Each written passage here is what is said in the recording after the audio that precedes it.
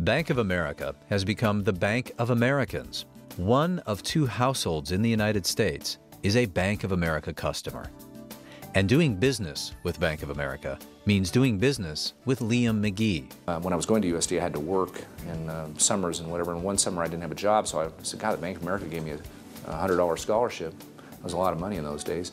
Maybe they'll give me a job. So I ended up working in branches. I love the people part of it, but it was all in those days about, forms, and you had to double initial this and triple initial that, and you hardly ever talked about the customer.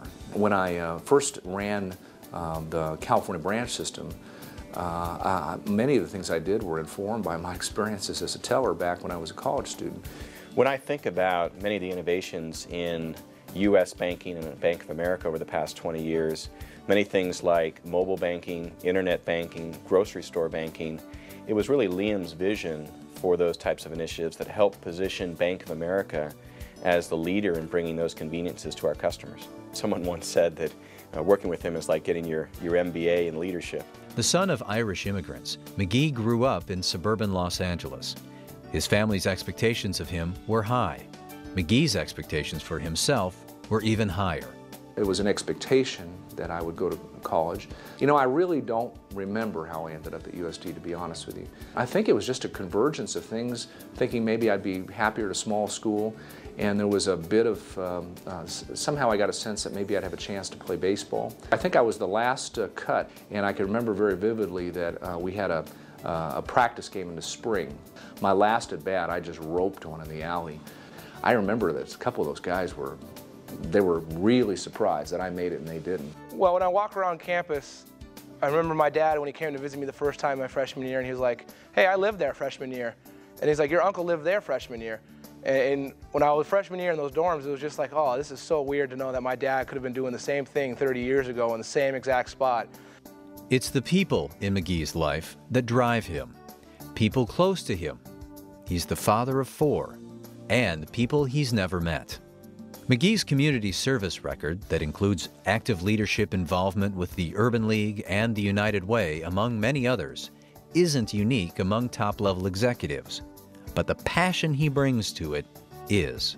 I think when you're our company and you have a mission to help people make their dreams and ambitions come true, you have to understand that not everybody has the same access to the things we do. It is an opportunity and responsibility to help people get a stake. I'm proud that in a lot of ways our company tries our best to address those things, and we have made a difference in many communities. Well, Liam's been involved in many organizations over the years, and I think the reason he chose those organizations is because of the value of the work that they do in the community. He's very much committed to helping people succeed. In many ways, his commitment to the community equals his commitment to our company. It takes more than a banker to head one of the largest banking institutions in the world. McGee challenges himself to stay abreast of happenings that seemingly have little to do with the banking industry. There's been just so much going on in our industry, mergers and acquisitions, restructuring, this whole phenomenon of customers changing how they view us and other companies. But unlike bankers in the past, I think, who got into the weeds so much, they may have lost perspective on megatrends and things that are happening, because in some sense, our business is, more than any other business in America, it has to be responsive to the trends of consumers and small business entrepreneurs. He has developed a perspective that has not only helped him to succeed, but also helped him to truly appreciate success. I observe that there is too much a focus on, what is the job I'm going to get, how much does it pay, will I be able to buy this kind of car or live in this kind of place, and I just think that's not the right way to view things. My father's choices for me to go to school were just for me to go to school. He was very open about wherever I wanted to go would be fine with me. He always supported me. He would have liked me to go in the business world, but I really like engineering, and he was always supportive of me. He's like, if that's what you want to do, if that's what's going to make you happy, then you can do it, and I'll support you.